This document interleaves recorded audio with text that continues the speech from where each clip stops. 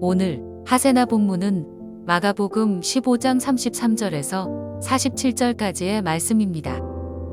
낮 12시가 되었을 때에 어둠이 온 땅을 덮어서 오후 3시까지 계속되었다. 3시에 예수께서 큰 소리로 부르짖으셨다.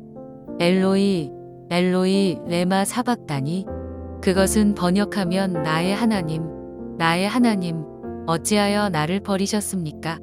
하는 뜻이다. 거기에 서 있는 사람들 가운데서 몇이 이 말을 듣고서 말하였다. 보시오, 그가 엘리야를 부르고 있소.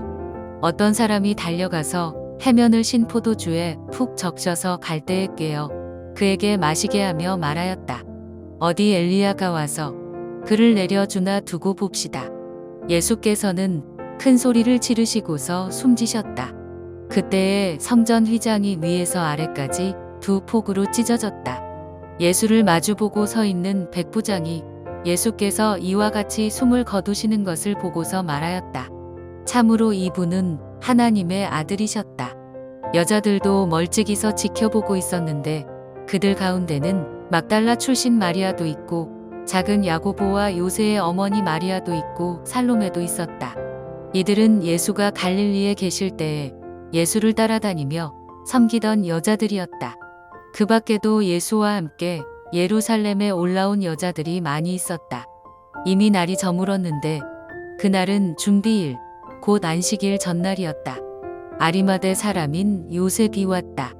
그는 명망 있는 의회 의원이고 하나님의 나라를 기다리는 사람인데 이 사람이 대담하게 빌라도에게 가서 예수의 시신을 내어달라고 청하였다.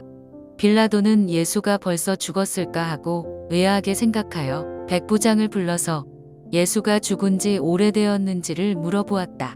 빌라도는 백부장에게 알아보고 나서 시신을 요셉에게 내어주었다.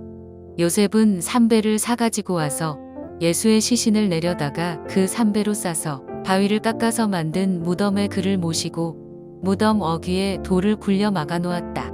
막달라 마리아와 요새의 어머니 마리아는 어디에 예수의 시신이 안장되는지를 지켜보고 있었다. 오늘 본문은 아리마대 사람 요셉이 이 빌라도에게 예수님의 시신을 요구하는 것으로부터 시작합니다. 요한복음의 기록에 따르면 본래 그는 이 공개적으로 예수님을 믿고 따르는 것을 드러내지 않았던 사람이에요.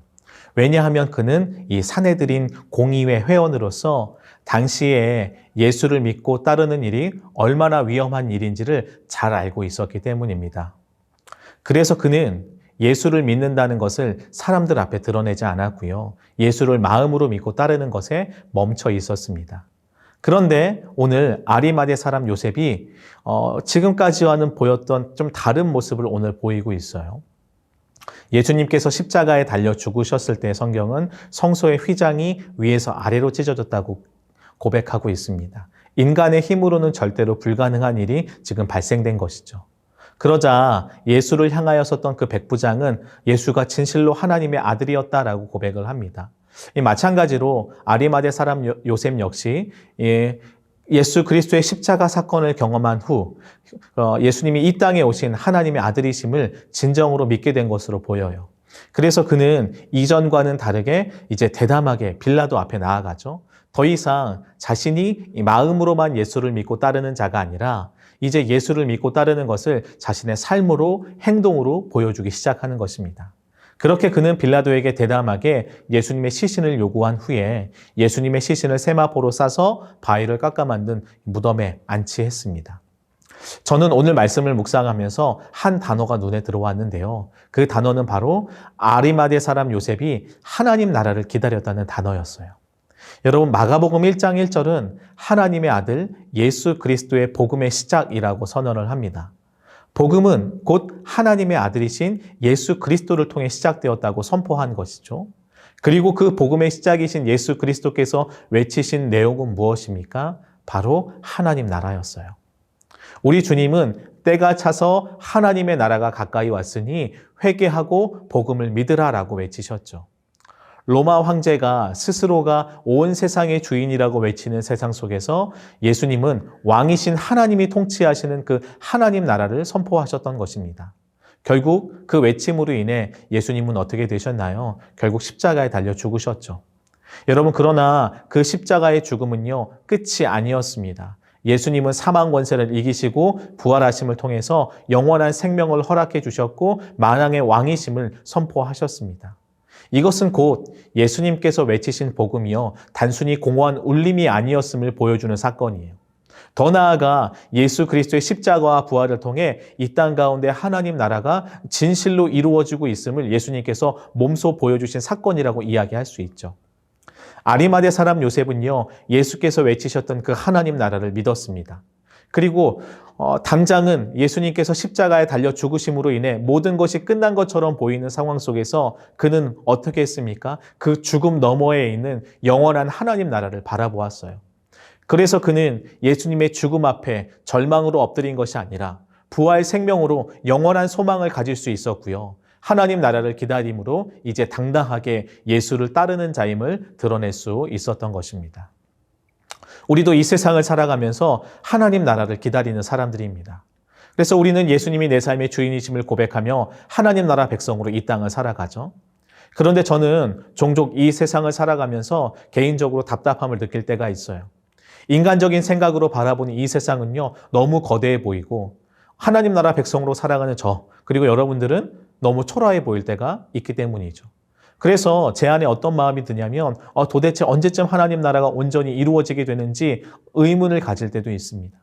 그러나 저는 오늘 말씀을 통해서 아리마대 사람 요셉을 통해서 한 가지를 배우게 돼요.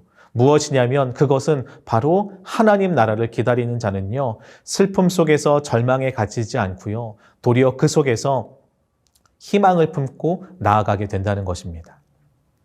왜냐하면 마치 예수께서 아무런 힘도 없이 죽은 것처럼 보이는 그 세상 속에서 어둠이 세상의 모든 것을 먹어버린 듯한 그 세상 속에서 우리는 살아가지만 우리는 무엇을 아는 사람들입니까? 죽음이 마지막 선언이 아니고 끝이 아니라는 것을 우리는 너무나 잘 알고 있기 때문이에요. 예수 그리스도의 십자가와 부활이 사망 권세를 이기고 그래서 그 죽음을 넘어서 영원한 하나님 나라를 우리에게 허락해 주셨음을 우리는 믿기 때문인 것이죠. 오늘 하루 우리도 이 하나님 나라를 기다리며 살아갔으면 좋겠습니다. 그래서 아리마대 사람 요셉처럼 단순히 마음으로만 예수를 따름이 아니라 이제 우리 삶으로 예수를 따르는 참된 제자들이 되었으면 좋겠습니다. 그래서 절망이 가득한 세상 속에서 희망을 보여주는 자들로, 그리하여 이 진실로 하나님 나라는 이루어지고 있음을 증거하는 우리의 삶이 되었으면 좋겠습니다.